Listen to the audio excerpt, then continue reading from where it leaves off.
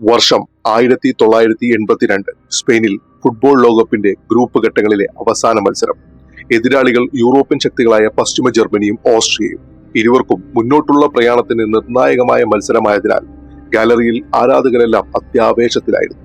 എന്നാൽ അവിടെ നടക്കാൻ പോകുന്നത് കാൽപന്തിന്റെ ചരിത്രത്തിൽ തങ്ങളെക്കാൾ താഴ്ന്നവരെന്ന് അവർ കരുതിയ, അറുതിയും വറുതിയും കടന്ന് ആഫ്രിക്കയിൽ നിന്നും ആദ്യമായി രണ്ടാം ഘട്ടത്തിലേക്ക് ഏകദേശം പ്രവേശനം ഉറപ്പിച്ച ഒരു ആഫ്രിക്കൻ ടീമിനെ ചതിയിലൂടെ പുറത്താക്കാനുള്ള നെറികെട്ട ഫുട്ബോൾ പ്രദർശനം മാത്രമാണെന്ന് അവർ അറിഞ്ഞിരുന്നില്ല.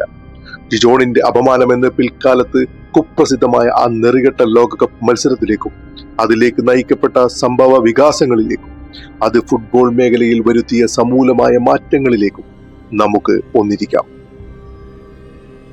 യൂറോപ്പും ലാറ്റിൻ അമേരിക്കയും സർവാധിപത്യം പുലർത്തിയ ഫുട്ബോൾ ലോകത്തിലേക്ക് ആഫ്രിക്കയുടെ കടന്നുവരവ് അതീവ പ്രതിസന്ധികൾ നിറഞ്ഞതായിരുന്നു. കോളനിവൽക്കരണവും ആഭ്യന്തര പ്രശ്നങ്ങളും ഭരണ അസ്ഥിരതയും മികച്ച സ്റ്റേഡിയങ്ങളുടെയും യാത്രാ സംവിധാനങ്ങളുടെയും പോഷകാഹാരത്തിന്റെയും ദൗർബല്യങ്ങളും സാങ്കേതികതയുടെയും മികച്ച പരിശീലകരുടെ അഭാവവും 1934 ഈജിപ്ത് ആദ്യമായി ആഫ്രിക്കയിൽ നിന്ന് ലോകകപ്പ് കളിക്കാൻ ക്ഷണിക്കപ്പെട്ടതിനു ശേഷം പിന്നീട് നീണ്ട കാത്തിരിപ്പുകൾ വേണ്ടിവന്നു 1970 മൊറോക്കോയിലൂടെ ആഫ്രിക്കയ്ക്ക് വീണ്ടും ലോകകപ്പിൽ പ്രാതിനിധ്യം അറിയിക്കാൻ. 1974 സയറും ഈജിപ്തും വീണ്ടും പന്ത് തട്ടിയെങ്കിലും ആദ്യമായി ആഫ്രിക്കയ്ക്ക് ലോക ഫുട്ബോൾ വേദിയിൽ ഒരു വിജയം ലഭിക്കുന്നത് 1978 അർജന്റീനൻ ലോകകപ്പിൽ മൊറോക്കോയോടൊപ്പം ബൂട്ടുകെട്ടിയ ടുണീഷ്യ മെക്സിക്കോ എന്ന കോൺകാഫ് രാജ്യത്തെ 3-1 അട്ടിമറിച്ചപ്പോഴാണ്.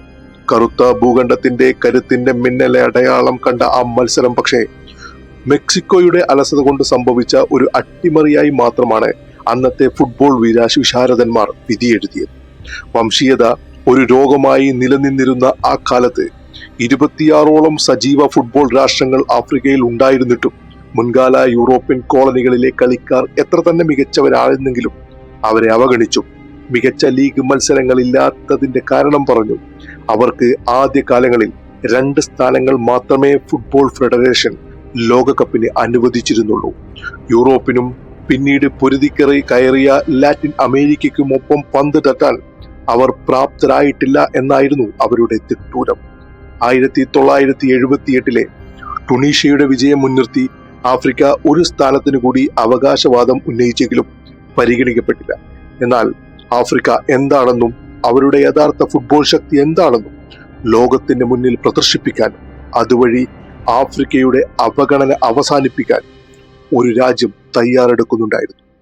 ഡിസേർട്ട് ഫോക്സ് അല്ലെങ്കിൽ മരുഭൂമിയിലെ കുറുക്കന്മാർ എന്ന് ലോകം പിന്നീട് വിളിച്ച ഉത്തരാഫ്രിക്കൻ രാജ്യമായ അൾജീരിയയായിരുന്നു അത്. 1962 മാത്രം രക്തരൂക്ഷിതമായ പോരാട്ട വഴികളിലൂടെ ഫ്രാൻസിൽ നിന്നും സ്വാതന്ത്ര്യം നേടിയ അൾജീരിയ വളരെ പെട്ടെന്ന് തന്നെ ആഫ്രിക്കയിലെ ഫുട്ബോൾ ശക്തിയായി വളർന്നു തുടങ്ങിയിരുന്നു. അവസരങ്ങളുടെ അഭാവം ഒന്നുകൊണ്ട് മാത്രം ലോകവേദികളിൽ സാന്നിധ്യം അറിയിക്കാൻ കഴിയാതെ പോയ അവർ എന്നാൽ ഐതിഹാസികമായ യോഗ്യതാ പോരാട്ടങ്ങൾക്കൊടുവിൽ കാമറൂണിനൊപ്പം ആദ്യമായി ലോക ഫുട്ബോൾ വേദിയിലേക്ക് ടിക്കറ്റ് എടുത്തു. അതിജീവനത്തിന്റെ അടയാളമാക്കി ഫുട്ബോളിനെ മാറ്റിയ അവർ ജൂലൈ 5 പോലുള്ള മികച്ച സ്റ്റേഡിയങ്ങൾ പണിതു. പ്രതിഭാധരരായ കളിക്കാരെ വാർത്തെടുക്കുന്നതിൽ ശ്രദ്ധ കേന്ദ്രീകരിച്ചു. ജന്മസിദ്ധമായ ശാരീരിക ക്ഷമതയെ ഉത്തേജിപ്പിച്ചു. സ്വതസിദ്ധമായ ശൈലിയിൽ കളിയെ രൂപപ്പെടുത്തി.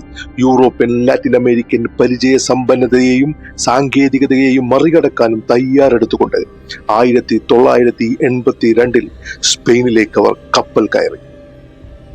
മെഹദിൻ ഖലഫും റഷീദ് ബലോഫിയും തീവ്ര ശിക്ഷണത്തിൽ വാർത്തെടുത്ത ടീമിൽ മിഡ്ഫീൽഡർമാരായി ലക്തർ ബലൂമിയും സ്ട്രൈക്കർമാരായി റബഹ് മാജർ, സലാഹ് അസദ് എന്നീ പ്രതിഭാധരായ പോരാളികളും ഉണ്ടായിരുന്നു. ആഫ്രിക്കൻ മേഖലയിലെ യോഗ്യതാ മത്സരങ്ങളിൽ പരമ്പരാഗത ആഫ്രിക്കൻ ശൈലിയിൽ നിന്നും മാറി അവിസ്മരണീയമായ കേളി ശൈലി പ്രദർശിപ്പിച്ച അവരെ വൻകരയുടെ മനസ്സ് കീഴടക്കാൻ അധിക സമയം വേണ്ടി വന്നില്ല. വെറും കളിക്കാർ മാത്രമാകാതെ ഒരു ജനതയായി പൊരുതുക എന്ന അവരുടെ മുദ്രാവാക്യം ഉയർത്തിപ്പിടിച്ചുകൊണ്ടുള്ള പോരാട്ടങ്ങൾ കണ്ട ആഫ്രിക്കൻ ജനത അവരുടെ ഒരു വലിയ പ്രതീക്ഷയായി അവരെ കണ്ടു കഴിഞ്ഞിരുന്നു. 4 ടീമുകൾ വീതമുള്ള 6 ഗ്രൂപ്പുകൾ. അതിൽ മുന്നിൽ വരുന്ന 2 ടീമുകൾ അടുത്ത ഘട്ടങ്ങളിലേക്ക് മുന്നേറും. ഇതായിരുന്നു ആദ്യഘട്ടത്തിലെ സ്പെയിൻ ലോകകപ്പിന്റെ മത്സരക്രമം. ഫുട്ബോൾ ചരിത്രത്തിൽ ആദ്യമായി 6 കോൺഫെഡറേഷനുകളും ടീമുകളെ അയക്കുന്ന ലോകകപ്പും ഇതായിരുന്നു.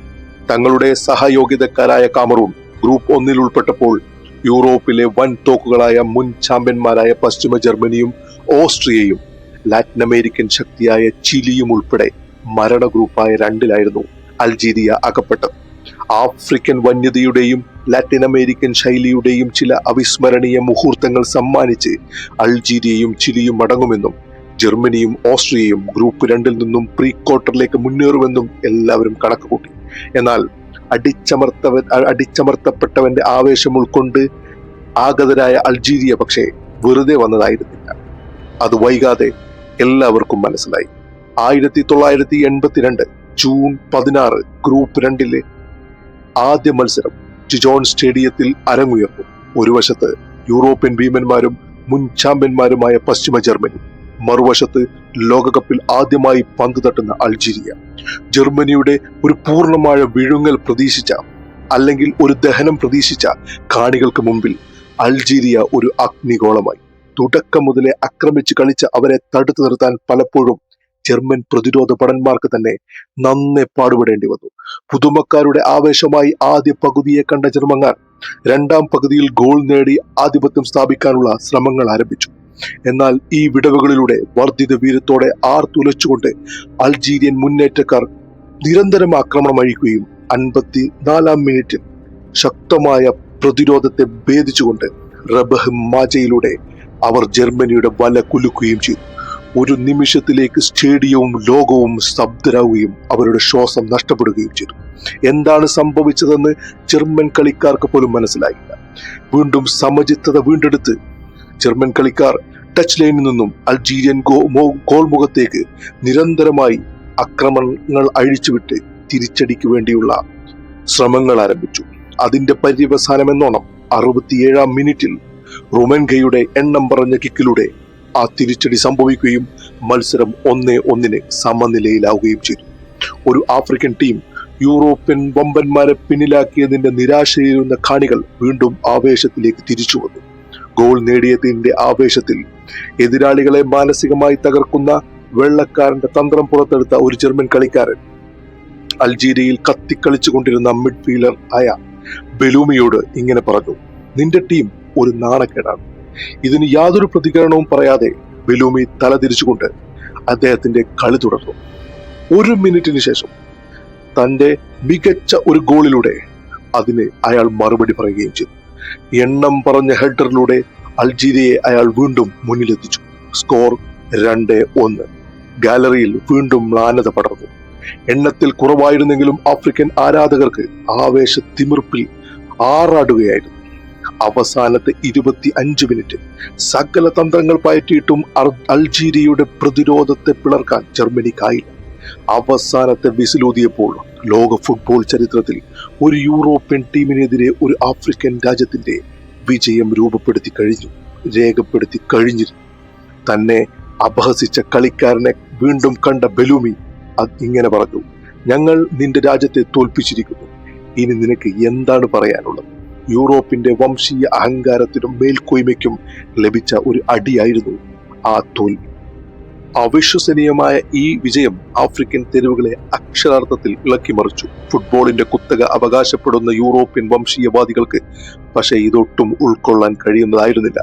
അവർ പൂർണ്ണമായും അൾജീരിയക്കെതിരെ തിരിയുകയും നിരന്തരമായി അവർ അൾജീരിയക്കെതിരെ അപഹാസിക്കാനുള്ള ശ്രമങ്ങൾ ആരംഭിക്കുകയും ചെയ്തു.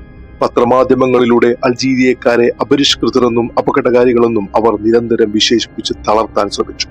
മരുഭൂമിയിൽ നിന്നോ ഈ കളിക്കാർ യഥാർത്ഥ ഫുട്ബോൾ അല്ല, ഒരു കാടൻ കളിയാണ് കളിക്കുന്നതെന്നും അതാണ് ജർമ്മനി തോൽക്കാൻ കാരണമെന്നും അവർ പറഞ്ഞു വെക്കുകയും ആക്ഷേപിച്ചു കൊണ്ടിരിക്കുകയും ചെയ്തു. ഇതൊന്നും പക്ഷേ അൾജീരിയൻ ടീം കാര്യമായി എടുത്തതേയില്ല.